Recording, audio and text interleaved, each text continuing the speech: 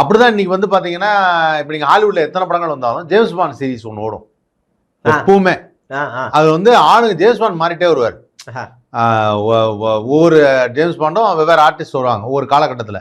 ஆனால் அந்த James bond படங்கள் திருப்பி திருப்பி வரும். டுமாரோ நெவர் டைஸ் அப்படின்னு வரும். அதே தான் tomorrow never tie, never tie today அப்படின்னு ஒன்று வரும். இது மாதிரி ஏதாவது ஒன்று வந்துட்டே இருக்கும்.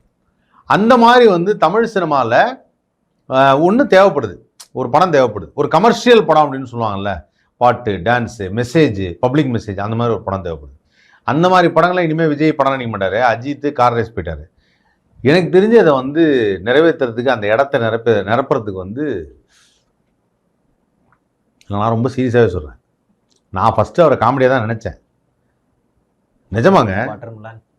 வாட்டர்மெலன் ஏங்க, நான் யாரை பற்றி சொல்லியிருக்கேன், நீங்கள் யாரை? அவன் மனுஷனே கிடையாது. நான் ஒரு நல்ல மனிதரை பற்றி சொல்ல போகிறேன்.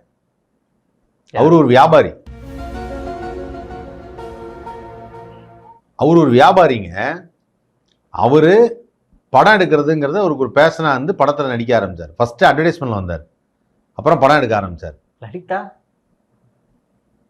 எங்ககிட்ட வாங்க, உங்களுக்கு கம்மியான விலை.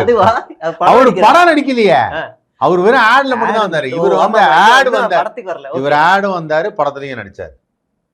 ஸோ அப்படி படத்தில் நடிக்கும் போது பார்த்தீங்கன்னா இவருக்கு ஒரு பெரிய பெஸ்ட் அவர் தான் லெஜண்ட். சரவணா இருக்கார்ல, ஆரம்பத்தில் நடிக்க வரும்போது நான் என்ன நினச்சேன், அவர் வந்து பார்க்குறதுக்கு ஏன் இப்படி எல்லாரும் அவரை ட்ரோல் பண்ணுறாங்க, நகைச்சுவையாக இருக்கு, இவர் ஏன் இப்போ வந்து நடிக்க வராரு, இவர் வந்து ஒரு அண்ணாச்சியாச்சே, எதுக்கு வராருன்னா யோசித்தேன். முதல் படம் கதை இருக்குல்ல, கதை சூப்பராக இருந்தது. அதான் நம்ம சேனலில் பேசியிருக்கோம். ரெண்டாவது படம் பார்க்குறேன், ரெண்டாவது இல்லங்க, ரெண்டாவது படத்துல டீசர் வந்தது இல்ல, கொஞ்ச நாளைக்கு முன்னாடி இந்த ஒரு அறிமுக விழா மாதிரி ஒண்ணு பண்ணாங்க. ஆமா, அந்த அறிமுக விழால என்ன சொன்னாங்கன்னா, இந்த மாதிரி இது இருக்கு, அது என்ன, இந்த கதை என்னவா இருக்கும் அப்படின்னு சொல்லி கேக்குறாங்க. ஏன்னா படத்துக்கு பேர் லீடர்னு வச்சிருக்காரு. ஆமா, பெரிய ஆளுங்களே கிடைக்கல, உங்களுக்கு எப்படி கிடைச்சது அப்படின்னு சொல்லி. அப்புறம் லீடர்னு வச்சோன்னா கதை என்னவா இருக்கும் அப்படின்னா, துரை செந்தில்குமார் தான் டைரக்டர்.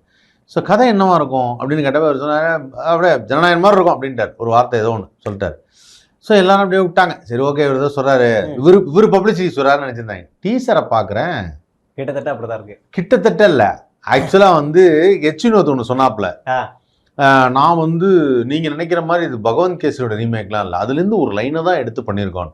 எடுத்து பண்ணது எச்சினோத் இல்லை, துரை செந்தில்குமார். ஓஹோ.